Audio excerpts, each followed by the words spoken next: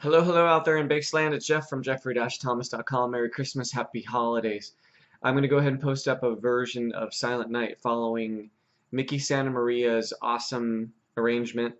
He has the melody, which I have stated here on page 1, and then he goes into some crazy, insane slap stuff. He's a killer player, so make sure to check him out. I had a beginning bass student request this, and they're hanging in there with it, so I figured I'd go ahead and post it up, all right? So we'll take it a little bit slower than tempo. Here we go. Ready, go. 2,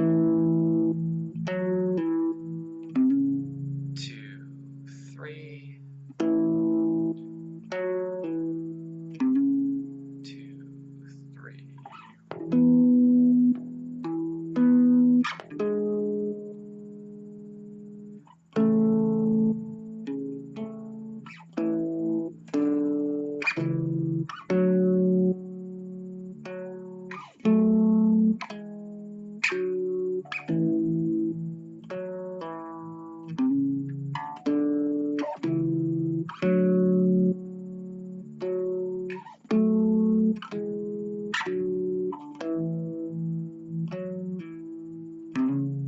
2, 3.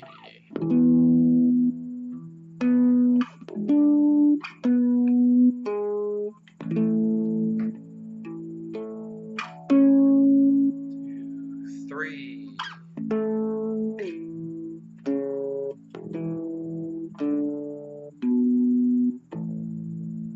Okie doke.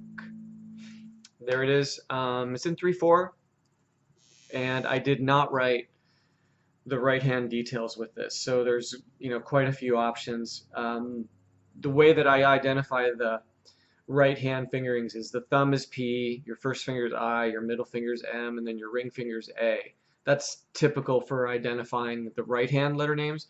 And this is going to be important because we've got chords here. I think that's probably the place to start, just scrolling through the chords. And then making sure you can get your fingers on these. Typically on all the chords I'm using P, I, and M, and then doing a block chord on them, which means that your right hand is just springing away from those notes to get them to sound properly.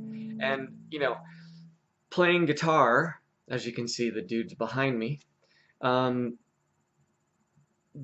Bass players asking me, what chords will work on the bass. That's an excellent question. Not all of them will work. Of course, the chords from the guitar will transfer over, but you're not going to play like, an E chord like this, right? Because it's not going to work. The frequencies are going to be way too muddy. But when you do things like,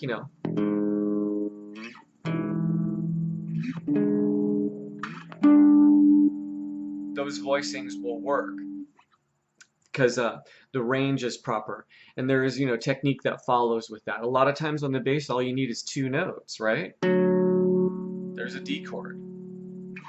There's an A chord. So if the chords are voiced properly, they will work on the bass for sure.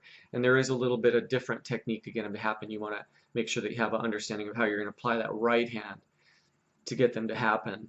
So maybe watch the video that I just did and check that out. The other thing I want to talk about is in the second measure.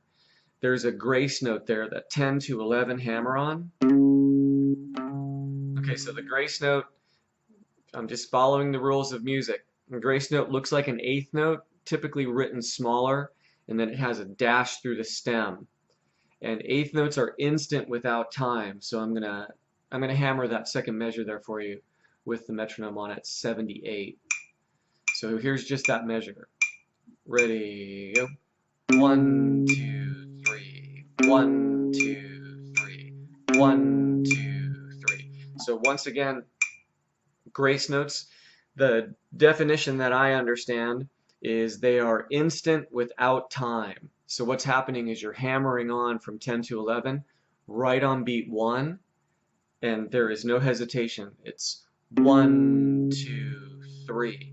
So a grace note is something to keep in mind because it can happen with a hammer on, it can happen with a pull off, it can happen with a slide, it can happen with a bend, whatever, right?